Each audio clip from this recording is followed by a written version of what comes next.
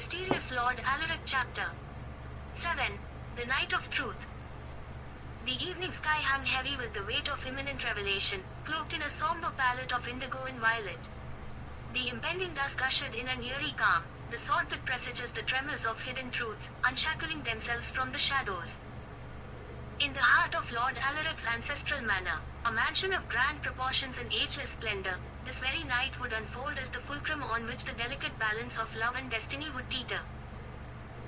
Alaric stood by the tall, arched windows of the drawing room, his silhouette outlined against the dimming light of the waning day. His countenance, usually so composed, was now a mask of conflicting emotions, resolve hardened by an inner turmoil. The silence enveloping him was profound, broken only by the faint murmur of the fire that crackled with a subdued fury in the hearth. Tonight, he would reveal his truth. The truth that had weighed upon him since the day he had first laid eyes on Marender, the truth that he had both feared and longed to disclose. Marender, even in thought, her name conjured a sweetness that resonated deep within his being. She had arrived into his life like a breath of spring, a presence that brought light and warmth to the cold, aloof existence he had once known. What began as a courtship of polite society had evolved into something far more profound, something that even a being such as himself could not have foreseen. The realization had struck him slowly, like the gradual descent of dawn's first light. He, the spirit of wealth, an ancient entity of boundless power, had found himself ensnared by love. And not just any love, but one that held the promise of transcendence. To be known and accepted for who he truly was, and not merely for the gilded persona of Lord Alaric, was his most fervent hope.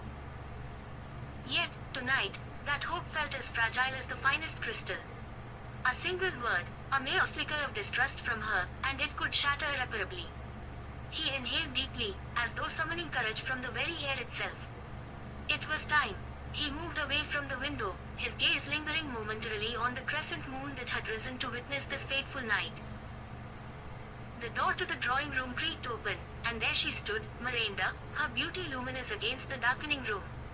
Her presence imbued the space with a vivacity that even his wealth, grandeur, and ancient powers could not match. She wore a gown of deep emerald, its delicate embroidery glistening like dew-kissed leaves in the early morning light. The color, vibrant and earthy, was a stark contrast to the turmoil that brewed in Alaric's heart. "Alaric," she murmured, her voice carrying an undercurrent of curiosity and concern, "you summoned me here with such urgency. Has something happened?" Quote. "Yes, something has happened," he replied softly, his voice betraying the conflict that churned within him. "But it is not an event in the world outside that concerns me. It is a matter of the soul, of the very essence of what I am and what I have hidden from you for so long." Quote. A delicate frown furrowed Marender's brow. She took a tentative step closer, her eyes searching his with a depth that always seemed to unearth the most guarded parts of his heart. "What do you mean? You are troubling me, Alaric. I have never seen you this way." Quote. He turned from her gaze, his hands clenching at his sides as though bracing himself against the storm he was about to unleash. "I have kept a part of myself hidden, a part that I feared would change the way you see me. I believed I could bury it, that I could live as Lord Alaric, a man of this world, and leave the past behind. But it is not in my nature to deny what I am." Quote.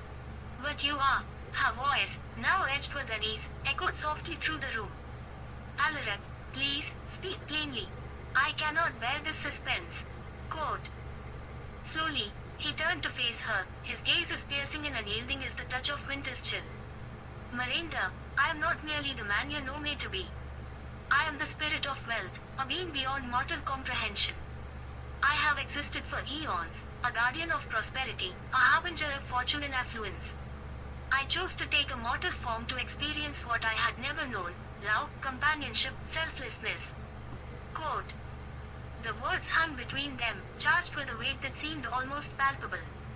For a moment, Marender stood frozen, as though time itself had halted. Her eyes, wide and disbelieving, searched his face for some sign of jest or deception. But there was none, only truth, raw and unvarnished, stared back at her. "No," she whispered, shaking her head as if to dispel the words.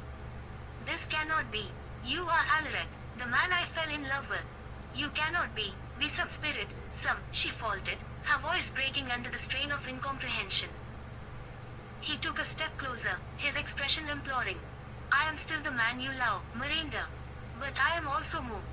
I have walked through the ages, bestowing wealth and prosperity upon those I deemed worthy, but never have I experienced what it means to give without expectation of return. I have witnessed the avarice and ambition that wealth breeds, and yet I knew not what it was to desire something for myself until I met you." Quote. Her breath came in shallow gasps, her mind a whirlwind of thoughts and emotions. She could scarcely process what he was saying. Spirit of wealth. The very idea seemed absurd, like some fantastical tale spun by an overwrought imagination. And yet, the intensity in his gaze, the earnestness in his tone, left no room for doubt. This was real, an incontrovertible reality that threatened to upend everything she believed. "Why, Alaric?" she demanded, her voice rising with a mixture of anguish and anger.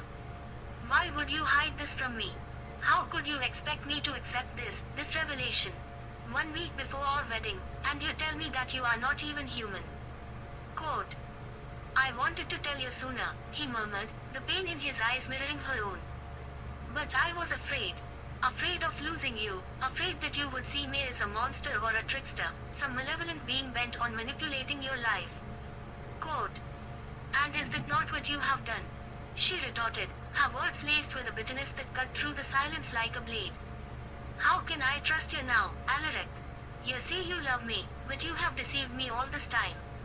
You have woven a lie so deep that I no longer know what is real." Quote.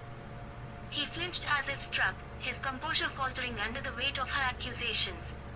"Marender, my feelings for you are true. Every word, every gesture, every promise, I meant them all.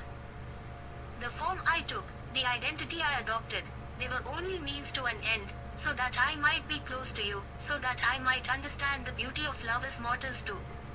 Quote. Silence descended once more, thick and oppressive. Marender's mind reeled with the implications of his confession.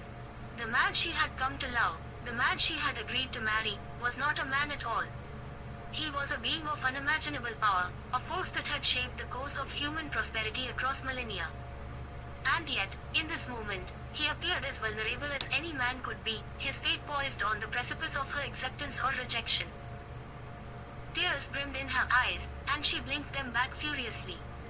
"You have placed a terrible burden upon me, Alaric," she whispered, her voice trembling. "To love you now would be to embrace a truth that defies everything I have known. How am I to decide whether I can still marry you, knowing what you truly are?" Quote. Alaric's gaze softened, his expression one of earnest entreaty. "I do not ask for an answer tonight. I only ask that you see me as you always have, as the one who cherishes you above all else. Let the truth settle within you, and whatever you choose, I will abide by it." Quote. With that, he turned and left her standing amidst the shadows of the grand drawing room, his heart heavy with the uncertainty of what the morrow would bring.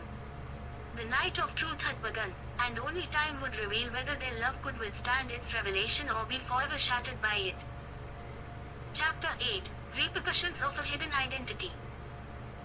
In the days following the revelation, Marender found herself gripped by an inescapable solitude, her world spinning into an abyss where clarity struggled against a haze of tumultuous emotions.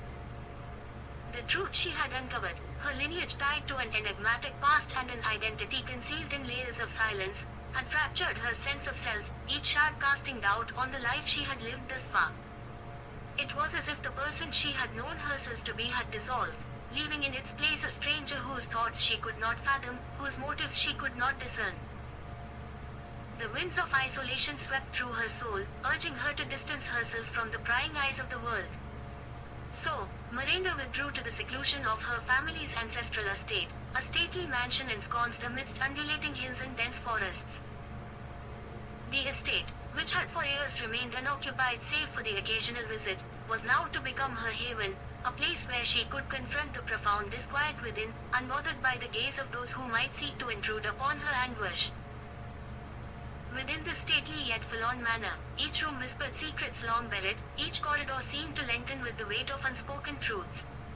Dust had settled upon the polished mahogany balustrades and gilded frames, much as the past had settled into the very marrow of the house.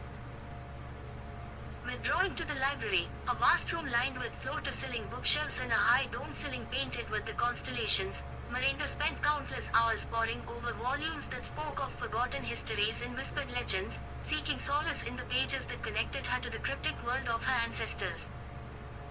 Yet, no amount of reading could quiet the tempest within her. Day turned to night and night back to day, the passage of time almost imperceptible as she wrestled with questions that had no answers. Who was she now, when the very name she bore seemed to mock her, a hollow shell concealing truths she could barely grasp? What did it mean to possess a heritage so shrouded in myth and mystery that even her closest allies had been unaware of its full significance? It was during these interminable hours of contemplation that Marender became aware of another phenomenon, one that reached far beyond the confines of her sanctuary. Whispered rumors, like the murmuring of an approaching storm, began to weave their way into the narrative of her seclusion, a story not merely of a personal discovery, but of an occurrence so extraordinary that it threatened to reshape the world. The return of the supernova gold. This phrase, seemingly plucked from the annals of folklore, carried with it the weight of an ancient prophecy. Supernova gold, gold of such unblemished purity that it was said to possess the ability to transmute and purify any metal with which it came into contact, had long been considered a mere figment of legend. Its very existence had been a subject of heated debate among scholars and alchemists alike. Yet now, as though summoned by some cosmic alignment, the presence of this mystical gold was being sensed once more, its influence reverberating through global markets and stirring powerful organizations to action. It began as a subtle shift, a fluctuation in commodity exchanges that initially baffled economists. The value of gold, which had traditionally remained stable, suddenly exhibited inexplicable volatility, as though some unseen force were at play. Precious metals of lesser purity began to experience transmutative changes, losing their impurities with an alacrity that defied natural laws. Reports surfaced from refineries in distant corners of the world, claiming that their stores of common gold had inexplicably begun to shift towards a brilliance and hue unseen in centuries. The news spread like wildfire, fueling speculation and intrigue. Supernova gold, the legendary metal that could purify even the basest of materials, was believed to be returning to the world. If it were true, the implications were staggering. Entire industries, mining, metallurgy, even electronics, could be transformed. Financial empire built on the scarcity and control of gold could crumble overnight. And for those with the means and knowledge to harness its power, the rewards would be unimaginable. In the shadows, unseen players began to move. Intelligence agencies, elite mercenary groups, and clandestine collectives, all stirred by the prospect of controlling what was no longer merely a commodity, but a force that could reshape economies and nations. Governments convened secretive councils to discuss the ramifications, and covert operatives were dispatched to investigate the veracity of these claims. Marender, cloistered in her library yet connected still to the web of whispers that spanned the globe, found herself drawn into the unfolding drama. Though she had sought isolation, news of the supernova gold's supposed return reached her ears through discreet communiques from her most trusted confidants. With each report, her mind raced, piecing together fragments of information that hinted at a connection between this ethereal metal and the lineage she had only just begun to comprehend. The estate became a war room of sorts, its antique elegance juxtaposed against the cutting-edge technology she now relied upon to keep abreast of developments. Digital screens flickered to life within the grand salon, displaying data streams and encrypted transmissions. Marender's closest advisors, figures who owed their allegiance not to nations or corporations, but to her alone, sifted through the deluge of information, seeking patterns, tracing the origins of the gold's re-emergence. Madam, the global markets are in disarray, intoned leader, a former intelligence operative and now Marender's chief strategist. It's as though every major player is vying for a piece of the pie, and no one knows where the pie actually is. There's talk of stockpiles being moved in secrecy, gold reserves vanishing only to reappear under new ownership. And then there are the rumors that this gold, this supernova gold, might be more than just a precious metal. Quote. Marender listened in silence, her gaze fixed upon a display that showed the fluctuation in gold prices, a jagged graph that mirrored the upheaval within her own soul. What do you mean, more than just a precious metal? She queried, her voice steady despite the turmoil it belied. There are theories that the supernova gold could act as a catalyst for other materials, Leader continued, her tone laced with both awe and trepidation. That it could enhance the properties of elements beyond what is physically possible. It could be transformative, not just in the literal sense, but on a level that could alter the fundamental nature of matter. Quote. The weight of these words settled heavily in the air, an unspoken understanding dawning between them. The gold was not just a resource to be mined or traded. It was a key that could unlock capabilities long sought by those who dabbled in the arcane fringes of science and alchemy. Marender felt a shiver run down her spine. The identity she had uncovered was bound to this gold, intertwined with its resurgence in ways she could barely fathom. It was no longer merely a question of personal heritage or familial legacy. She stood at the precipice of a mystery that spanned generations and continents, a mystery whose resolution could either herald an era of unprecedented advancement or plunge the world into chaos. For the world beyond her sanctuary, the hunt for supernova gold had only just begun. But for Marender, this was a quest fraught with far greater peril. The implications of the gold's return, and her own intimate connection to it, were not yet fully understood. But one thing was certain, those who sought to possess it would stop at nothing, and they would soon turn their gaze upon her. In the quiet of the ancestral estate, amidst the rustle of turning pages and the hum of encrypted devices, Marender prepared herself. A storm was coming, and she would need all the strength she could muster to weather it. The world's most precious secret was no longer hidden, and the repercussions of that revelation would reverberate far and wide. Chapter 7. The Million Bearers. The stirring of ancient magic reverberated through the earth as if the very world had been caught in the throes of a sudden, tumultuous awakening.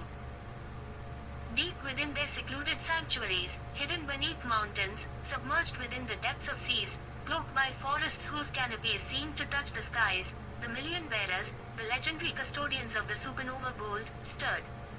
An ethereal pulse, subtle and yet inexorably potent, coursed through their dormant forms, tugging them towards consciousness. It was as though time itself held its breath, poised at the precipice of something profound and inexorable. Each bearer, a silent sentinel of boundless power, lay bound to a fragment of the supernova gold, the most coveted and enigmatic treasure in existence. These fragments, long thought to be but myth or the idle fancy of chroniclers, were infused with energies so potent that even the bearers themselves were often subdued by their weight. For centuries, nay, millennia, they had slumbered, their senses dulled and their purpose relegated to the shadows of forgotten lore. But now, one by one, their eyes glowed with the awakening light of purpose and power. Each bearer rose, their movements deliberate and synchronized, as though answering the call of a singular will that transcended space and time. Alaric, the enigmatic and formidable master of these beings, stood on a precipice far from the realm of men. The wind howled around him, whipping his cloak like the wings of a great bird of prey. His gaze, cold and commanding, swept the horizon, where the first faint stirrings of his thrall could be sensed. The Million Bearers had begun to awaken, responding to the resurgence of his ancient power. Though scattered far and wide, from the frozen tundras of the north to the scorching deserts of the south, they moved as one, their energies converging towards a single, inexorable destination, him. It was a sight both awe-inspiring and terrifying. The Million Bearers, their forms as varied as the lands they hailed from, emerged from their sanctuaries. Some, adorned in crystalline armors that shimmered like the aurora, moved with a grace that belied their immense strength. Others, massive and formidable, seemed as if hewn from the very bedrock of the world, their footfalls shaking the earth itself. And still others, cloaked in shadows or enshrouded in flames, defied all reason and convention. Yet, despite their differences, each one carried within them a piece of the supernova gold, a shard of immeasurable value and unimaginable power. These beings were no mere guardians, they were the living embodiment of dominion and wealth, each one a testament to Alaric's mastery over the primal forces that govern fate and fortune. Once, in ages long past, Alaric had commanded them with unchallenged authority, reigning as the undisputed spirit of wealth. Yet now, as he watched their awakening, he felt a flicker of unease. Though they moved towards him, drawn by the reassertion of his will, the question lingered, had the centuries that had passed in his absence altered their allegiance? Would they still bend the knee as they once did, or would they test the metal of his authority? Alaric's gaze narrowed, the steel of resolve settling within him. He could not afford to dwell on uncertainties. He turned away from the windswept cliff, his steps resolute as he descended towards the valley below, where familiar presence awaited. Marender. She stood amidst a circle of ancient stones, their surfaces etched with runes that glimmered faintly in the dusk light. Her countenance was calm, her eyes luminous with a quiet strength that seemed at odds with the tempestuous energies that swirled around her. As Alaric approached, she regarded him steadily, unmoved by the display of power that thrummed in the air like the resonance of a mighty drum.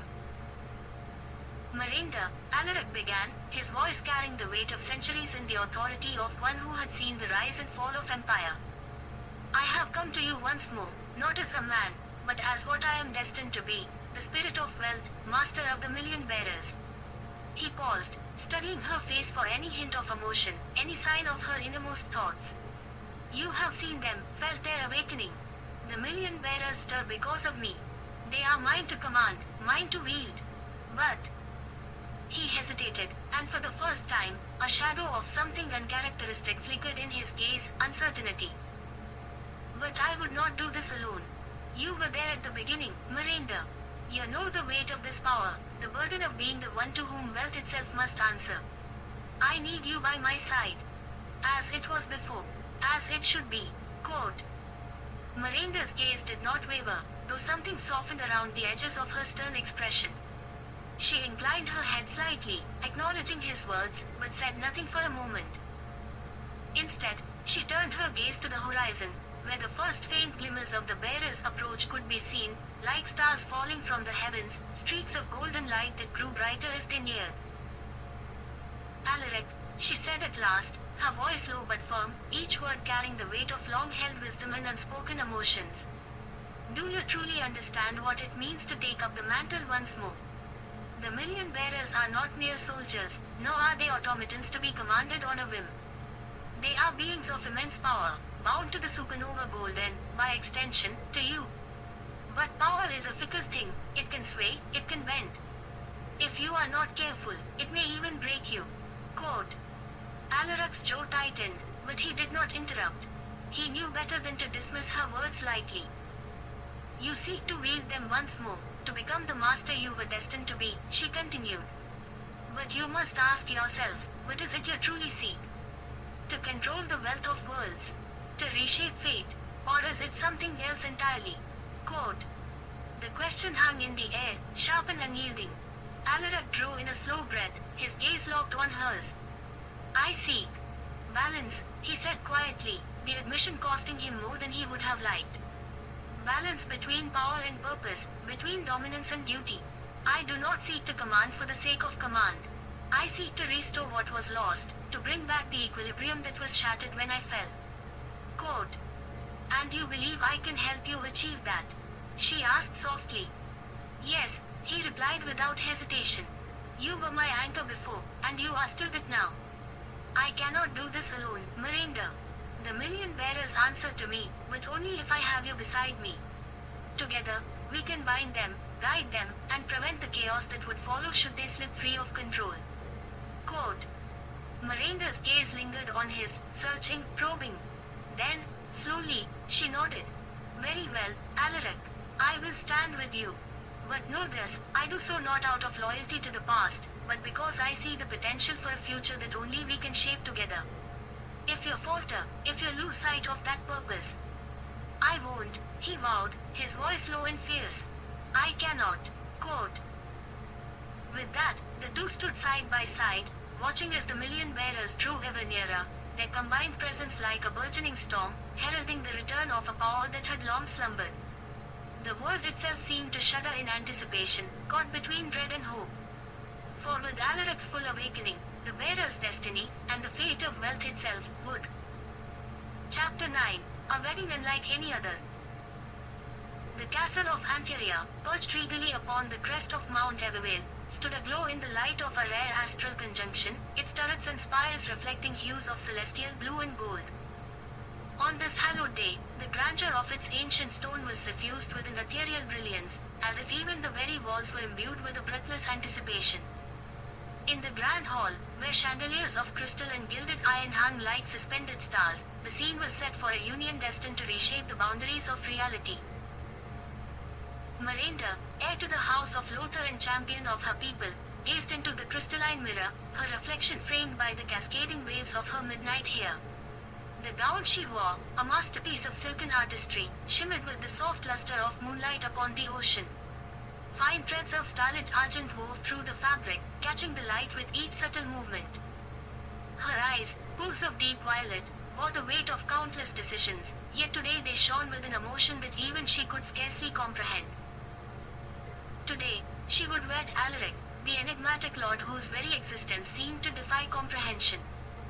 A being neither fully mortal nor entirely other, he was a figure of paradoxes, warm trapped in shadow, strength tempered by grace. He was everything Marender had once feared, and now, astonishingly, everything she desired. Yet, to embrace him fully was to embrace the unknown, and to love him was to cast aside the comforting certainties of the world she knew. She inhaled deeply, and as she did, the ambient hum of magic, ever present in the air of the castle, seemed to harmonize with her breath. The decision had been made. She would not falter.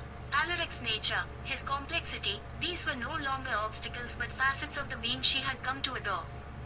It mattered not that his heritage was entwined with threads of the otherworldly, nor that the very essence of his being was a tapestry of mysteries. She would take him as he was, magnificent and unknowable.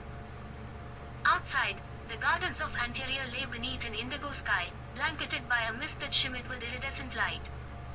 The wedding guests, comprising nobles of the land and sovereigns of realms beyond, moved through the gardens like figures from a dream.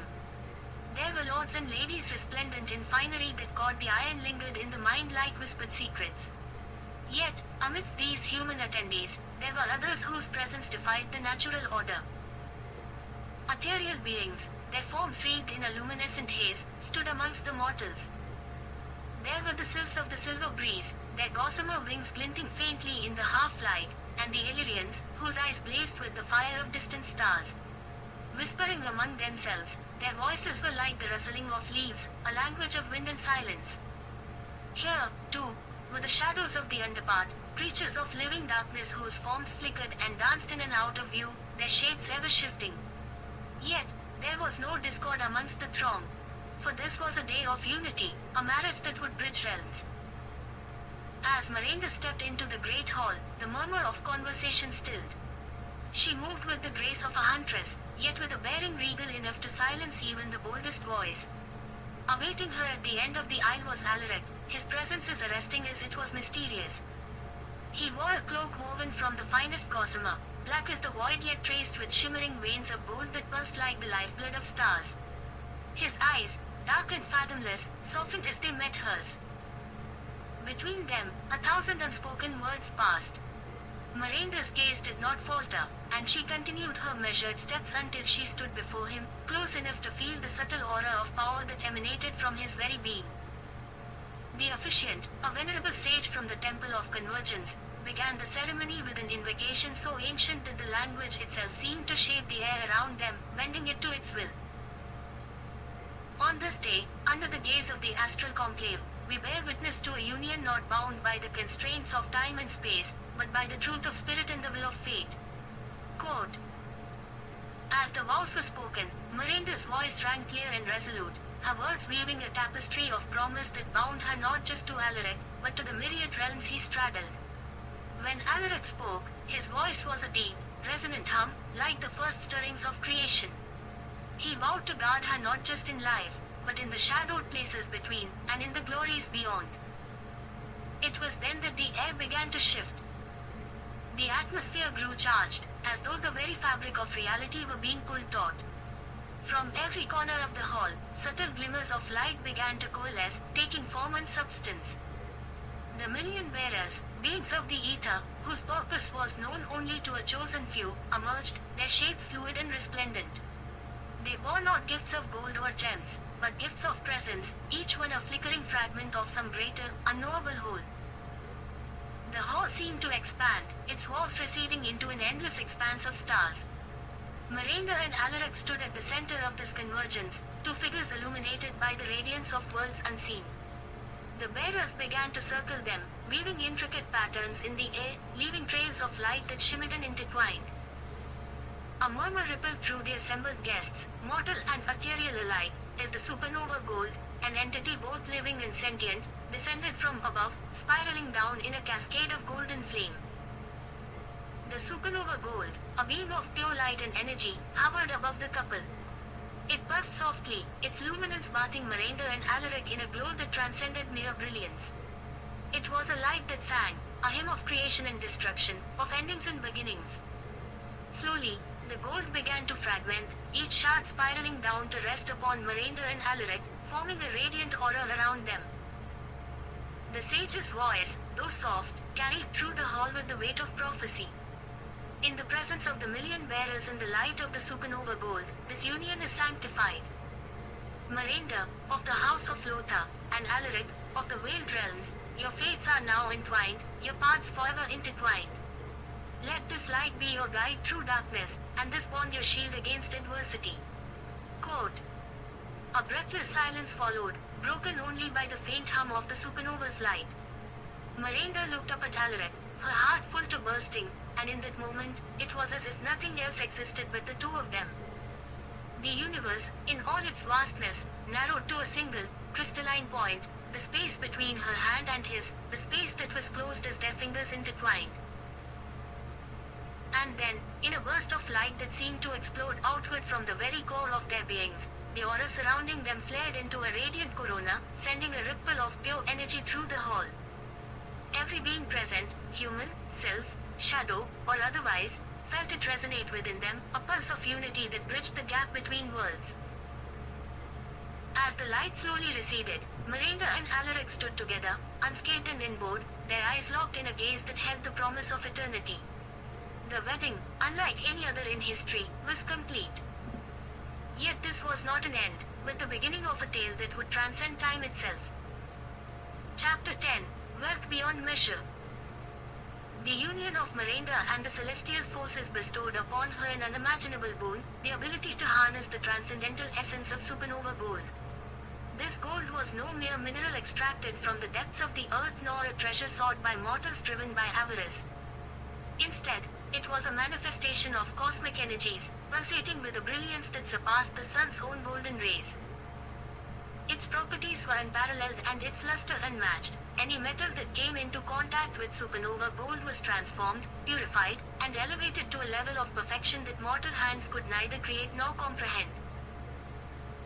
When alloyed with baser metals, supernova gold restored them to their purest form, 24 carats, wherein lay its true strength and significance. This purity was not merely symbolic, but metaphysical. It spoke of truth and incorruptibility, as if the gold itself rejected all manner of falseness, embracing only that which was true and unblemished. Marender, now imbued with the power to command this celestial element, understood the weight of the responsibility conferred upon her. For this was not a gift to amass wealth or to indulge in vanity, but a power to reshape the world. Gone were the days when wealth was confined to monetary riches alone. Marender's new influence far exceeded such limitations. She had become a custodian of integrity, with the ability to uplift and transform the very fabric of society. The temptation to use this power for personal gain or even to bolster her own dominion was great, for what mortal or divine creature could resist the allure of absolute wealth? Yet, Marender, with her sagacity and unyielding resolve, saw the greater purpose. This was no trinket of fortune, but a vessel for change, a tool with which she could balance the scales of fate, where injustice and inequality had tipped them so unfavorably against the downtrodden. With this realization, Marender set her gaze upon the globe, her thoughts interwoven with the plight of humanity. She perceived the suffering that stained the earth like dark shadows. In remote villages, children starved while grains rotted in affluent storehouses. Cities bloomed with extravagant skyscrapers, yet the foundations of these metropolises were sullied by the blood and sweat of the impoverished, whose hands built but never partook. There was no dearth of resources, only a dearth of fairness, a cruel disparity that left entire populations in ruin while a select few bathed in opulence. Determined to overturn this tragic imbalance, Marender harnessed her newfound power to elevate her charitable endeavors. What began as a humble foundation burgeoned into a colossal force of philanthropy, whose reach extended to the furthest corners of the world. The resources at her disposal seemed inexhaustible, for each ounce of supernova gold produced wealth so pure and abundant that it flowed like a river of molten fortune, surging towards every cause she held dear. Poverty, hunger, inequality, each was a blight she sought to erase, a blight that dared to challenge the might of her resolve. Her first act of benevolence was to establish the Everlight Initiative, an organization that would bank on the potential of supernova gold to revolutionize humanitarian aid. The initiative was not a mere act of charity but a systemic restructuring of how wealth and resources were allocated.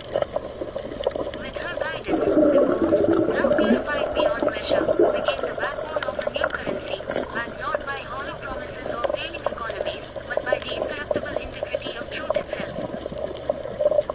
The world's financial institutions looked on with skepticism and disbelief as Marender endowed the Everlight Initiative with a reserve of supernova gold. Yet, as she merged the gold with existing monetary systems, the skepticism melted away, replaced by a unanimous recognition of its transformative potential. Markets stabilized where they had once wavered, entire industries thrived, as the purity of the gold seemed to breathe life into endeavors that had long been dormant. Every ounce of gold returned to its purest state was a testament to the notion that prosperity, when shared and distributed fairly, could elevate not only wealth but the very spirit of humanity. Marender's vision was not confined to the economy alone. She sought to tackle hunger with the same fervor. The gold, now a universal emblem of purity, became the cornerstone of trade agreements that prioritized food distribution to the most vulnerable. Where politics had failed and greed had hindered, Marender's influence ensured that resources flowed unhindered. She established granaries in regions long forgotten by the world, their storehouses filled with grains and sustenance, ensuring that no child would go to sleep with an empty stomach. The impact of supernova gold on hunger eradication was profound. Farmers, whose lands had been stripped of their fertility due to overfarming and industrial neglect, found themselves the beneficiaries of Marender's largesse. The gold was alloyed with their plowshares, their tools, and their irrigation systems. Where once the soil had refused to yield, now it blossomed with life, responding to the call of the purified metal. It was as though the land itself recognized the touch of supernova gold and responded in kind, offering forth bountiful harvests that left famine a distant memory. Marender's reach did not stop at sustenance. She set her sights upon inequality, that most pernicious of societal ills. Inequality was more than an economic issue, it was a blight on the human soul, a sickness that divided and dehumanized. Using her unparalleled wealth, she funded educational initiatives that spanned continents, ensuring that the knowledge once reserved for the privileged few now flowed freely to all who sought it.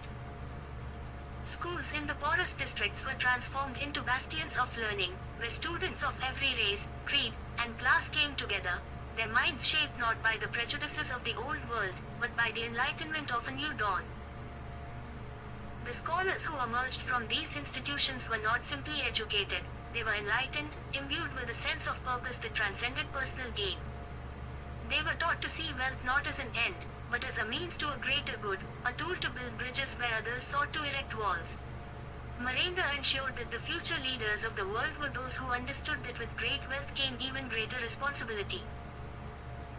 Yet, despite the immense good that flowed from Marender's initiatives, there were those who regarded her power with suspicion. Voices arose, warning of the dangers of one individual wielding such vast influence. Whispers of conspiracy and murmurs of distrust began to circulate, as those in positions of power felt the ground shifting beneath their feet. The old order, predicated on division and exploitation, reeled in the face of this new paradigm. But Marender, with a calm befitting her station, did not waver. Her actions were transparent, her motives clear. She had not sought power for its own sake but had accepted it as a means to a higher end. And so, the supernova gold, a wealth beyond measure, became a force for unity. It bridged the gap between rich and poor, fed the hungry, and educated the unlearned. In Marender's hands, it became a symbol of hope, a beacon that illuminated the darkest recesses of the human condition. Through her, the world glimpsed a new era, one where wealth was no longer confined to material gain but was measured in the richness of human potential. In the annals of history, Marender's name would be forever intertwined with this transformative chapter, a chapter that spoke not of conquest or domination, but of benevolence in the unyielding pursuit of a world where every individual could partake in the wealth beyond measure. Chapter 11. The World Transformed. The resplendent dawn of prosperity had arisen in the most unforeseen quarters of the world. In the aftermath of Marender's breathtaking unveiling of supernova gold, an element imbued with almost otherworldly potency, the boundaries of what humanity perceived as possible were expanded. Marender's charitable initiatives, fueled by this miraculous substance, began to disseminate wealth and well-being in a manner that seemed nearly utopian. What was once a quixotic vision of equitable prosperity now morphed into a tangible reality, sweeping across continents and cultures with the force of an unrelenting tide.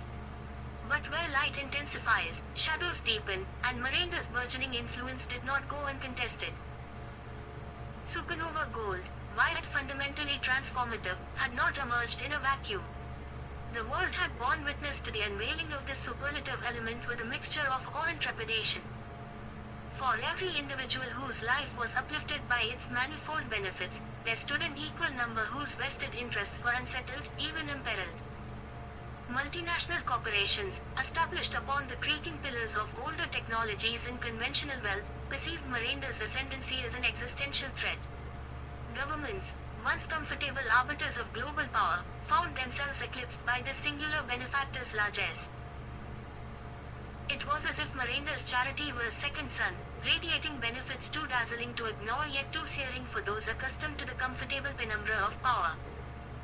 With every town that sprang from destitution into affluence, every desiccated plot of land rendered verdant and bounteous, the world's political and economic balance shifted. Marender's presence grew to become an inexorable force, propelling societies to newfound heights but also kindling the envy and machinations of those who would harness, control, or subvert his influence. It was in these uncertain waters that Marender and Alaric found themselves navigating, an uncharted sea roiled by diplomatic maneuvers and the whispered threats of economic warfare.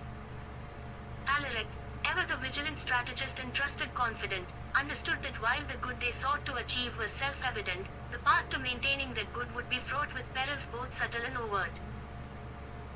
Every kingdom built on the spoils of inequality is trembling, Alaric remarked one evening, his voice tempered with a measure of concern. The pair stood upon the terrace of their sanctum, gazing out over a skyline ablaze with the lights of a city that had been entirely refashioned through supernova gold's intervention. Indeed, Marender replied, his gaze distant, as if measuring the gravity of his responsibility against the brilliance of their achievements. But we must remain steadfast. We do not seek power for its own sake, but to spread prosperity where it has long been denied. Quote, Yet it is power, nonetheless, that we wield, Alaric cautioned. We must be vigilant. Those who cannot benefit from it will seek to denounce or seize it. Quote, His words proved prescient. Even as Marender's initiatives lifted millions from the depths of poverty and endowed previously barren regions with the fertility of Eden, the adversaries of this newfound world order coalesced. The boardrooms of corporations once thought untouchable buzzed with frantic energy, their executives grappling with obsolescence in the face of supernova gold's unparalleled properties. And in the chambers of various national governments, trepidation simmered into tangible resistance. Marender's sway over markets and resources rendered traditional power dynamics unstable, and the old guard would not yield their dominance lightly. The first skirmish, control and containment. The first major challenge manifested not in overt conflict but in a series of meticulously orchestrated economic skirmishes. Speculative attacks on commodities linked to supernova gold, legislative barriers erected by lobbying forces, and clandestine efforts to replicate the element, all aimed to destabilize Marender's influence or siphon off his success. These were no mere expressions of discontent but deliberate stratagems crafted by entities that understood the stakes of such revolutionary change. Marender and Alaric, undaunted, countered with deft precision. Alaric, whose acumen for financial and geopolitical chess was without peer, managed to blunt the more insidious economic assaults, maintaining stability even as turbulent currents churned. Yet it was clear that this was but the prelude to a greater struggle. In one such instance, a syndicate of industrial giants attempted to corner the market on a crucial resource tied to supernova gold's distribution. Alaric, recognizing the maneuver for what it was, orchestrated a counter-move that not only thwarted their plot but also secured new channels of distribution, rendering the attack futile. The riposte was so masterfully executed that, for a time, Marender's adversaries were compelled to retreat, their resources diminished, their schemes unraveled. We are not merely defenders of an ideal, Alaric reflected after their latest victory. We are stewards of a new epoch. But they will not cease. They cannot. The more we succeed, the more they will redouble their efforts. Quote. The second front, ideological and political intrigue. As direct economic confrontations faltered, the opposition shifted its tactics to a more insidious form of warfare, ideological subversion and political coercion. A coalition of nation-states, each fearing the erosion of their sovereignty beneath the tide of supernova gold's influence, began to advocate for stringent international regulations. They framed their efforts as a necessary check on what they termed Marender's unaccountable hegemony, casting his charitable ventures as a form of neocolonialism or even a covert bid for global dominion. It was a narrative as disingenuous as it was potent. With alarming alacrity, protests and demonstrations sprung up in regions where Marender's impact had been most profound. These were not spontaneous outbursts of popular dissent but meticulously organized displays, financed and directed by interests determined to shatter the perception of Marender's benevolence. Once again, Marender and Alaric were forced into a delicate dance, this time within the spheres of public opinion and diplomacy. Alaric's intellect proved invaluable, navigating the maze of international law and leveraging alliances with those nations and organizations that recognized the true nature of supernova gold's potential. But as the tensions escalated, it became clear that mere rhetoric and legislative prowess would not suffice. We are beset on all sides by those who would see us undone, Marender observed, his tone contemplative yet unwavering. But they are blind to the greater vision, to what we could achieve if only they joined us rather than opposed. Quote. Some would rather rule in a world of want than share in one of plenty, Alaric responded. We must be more than just visionaries, Marender. We must be guardians of the very future we wish to build. Quote. A precarious balance, toward a new equilibrium. As the world teetered between an era of unprecedented prosperity and the resurgence of entrenched power structures, Marender and Alaric faced a dilemma that transcended the immediacy of economic and political skirmishes. To continue their work, they would have to maintain a balance between unbridled expansion and the creeping risk of corruption, not merely in the external world, but within the very ethos of their enterprise. With every victory, with every step towards an equitable future, the risk of their own ideals being compromised loomed ever larger. To wield such extraordinary influence without succumbing to the temptation of control required constant vigilance. And yet, neither Marender nor Alaric would falter. For in their hearts burned a steadfast resolve, to transform the world not for the sake of dominion, but for the promise of a brighter, shared destiny. Thus, amid the convergence of hope and hostility, Marender's charity continued its inexorable march forward. For every scheme devised to unseat them, a countermeasure was conceived. For every accusation of overreach, a redoubling of their altruistic efforts silenced the critics. Though the path remained arduous and fraught with perils unseen, Marender and Alaric understood that to forge a world anew was no small endeavor. As they stood together, surveying the vast tableau of change they had unleashed, one truth crystallized in their minds: the future belonged to those who dared to dream beyond the confines of the present, and who possessed the fortitude to defend those dreams against all who would see them extinguished. Chapter 12: Eternal Love and Legacy. The sun dipped below the horizon, casting a warm, ethereal glow over the grand city of Alaric. A hush fell upon the streets as if the very breath of the world paused in anticipation of what was to unfold. Amidst the grandeur of this gilded metropolis, hearts pulsed with both hope and trepidation. For tonight, the fate of hearts of gold hung in precarious balance, poised upon the edge of an unseen blade. Marender and Alaric stood side by side upon the marble balcony of the Oraculum Tower, the highest vantage point in Orarium. Below them stretched the vast expanse of wealth and wonder they had vowed to protect. Their gazes swept across the countless spires and rooftops, glittering in the soft twilight like stars come to rest upon the earth. Yet beyond the splendor, a shadow loomed, a coalition of adversaries united not by honor or principle, but by greed and ambition. These foes, though diverse in nature and origin, shared a common purpose: to seize control of the supernova gold, a limitless reservoir of wealth and power, a force both divine and material, crafted through ancient alchemy and guarded by Marender and Alaric since its discovery. The supernova gold was not merely a treasure, it was the beating heart of prosperity itself, a source of endless bounty capable of nurturing entire civilizations. Arrayed against the couple was a formidable alliance: the Steel Sovereigns, masters of ruthless industry, the Obsidian Syndicate, elusive manipulators of the arcane, and the Infernal Order, whose sorcery bent the very elements to their will. Each brought their own cunning and strength to the fray, and each sought to claim the supernova gold for their own selfish ends, heedless of the devastation their victory would wreak upon the world. Tonight, the coalition was poised to strike a decisive blow against Hearts of Gold, intending to dismantle the charity's network and plunge the million bearers, the noble few entrusted with the dispensation of wealth, into disarray. Their schemes, months in the making, had culminated in this hour of reckoning. And yet, at the heart of the storm stood Marender and Alaric, unwavering and resolute. "Are you ready, my love?" Alaric's voice was calm, yet beneath the serene veneer, it thrummed with the energy of a tempest contained. He turned towards Marender, his hand seeking hers. A faint smile played upon his lips, a smile that spoke not of triumph or defiance, but of absolute faith in the bond they shared. "Always," Marender replied, her voice as steady as the roots of a mountain. Her eyes, bright and fierce as molten gold, met his. In that gaze, Alaric saw the reflection of every struggle they had endured, every victory won against insurmountable odds.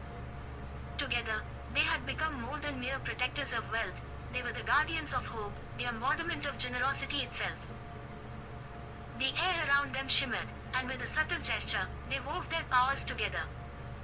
Marender's mastery of transmutation and Alaric's command of celestial energies intertwined, creating a radiant aura that encircled them like a second skin. Their union was more than physical or emotional, it was a confluence of soul and purpose, a joining of forces that no adversary could sunder. As they descended from the Oraculum Tower, the city itself seemed to rise in answer to their resolve. Lights blazed brighter, the very cobblestones hummed with anticipation, and whispers of courage spread like wildfire through the populace. Marender and Alaric had not stood alone in their quest to protect Hearts of Gold. They had inspired countless others to rise and take their place as stewards of prosperity.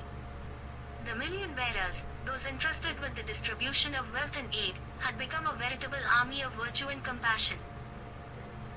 The coalition struck without warning, a sudden onslaught of power and malice that descended upon the heart of Orarium. Spells of unholy origin clashed against barriers of gold-infused energy, and machines of war belched smoke and fire into the night sky. The city trembled under the weight of the assault, yet Marender and Alaric did not falter.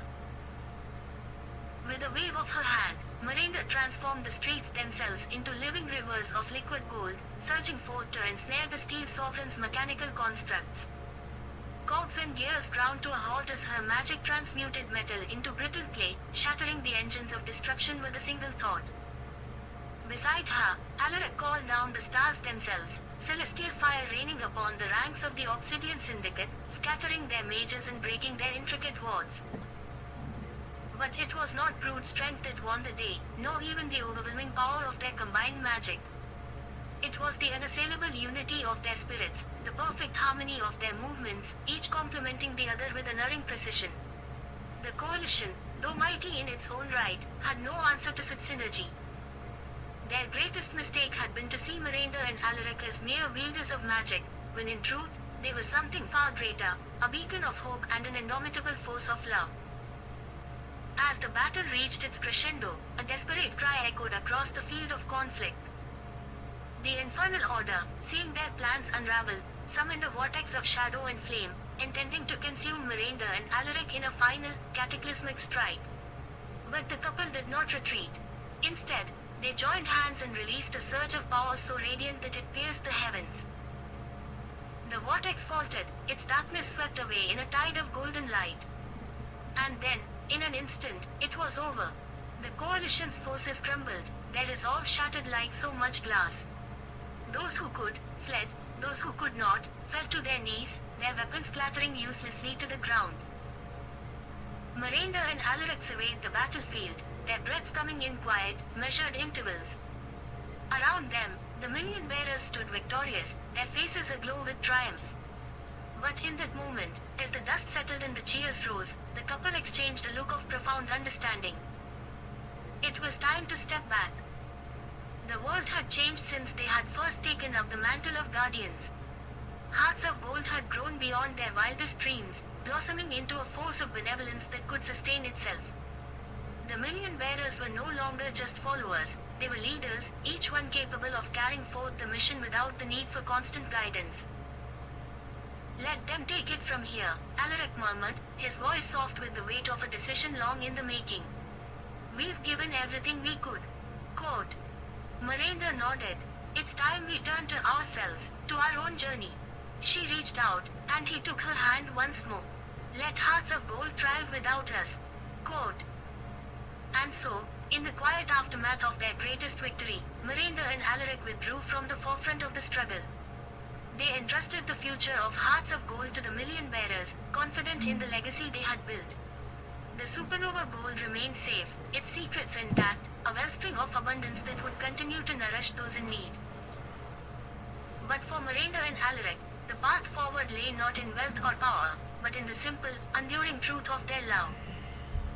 Together, they wandered the world, seeking out the small, precious moments that life offered, the bloom of a flower after a storm, the laughter of children playing in the sun, the quiet joy of a shared gaze at twilight.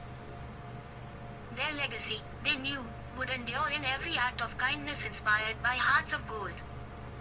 But their love, eternal and boundless, was a treasure greater than any the supernova gold could bestow, a wealth not of gold or gem, but of the heart.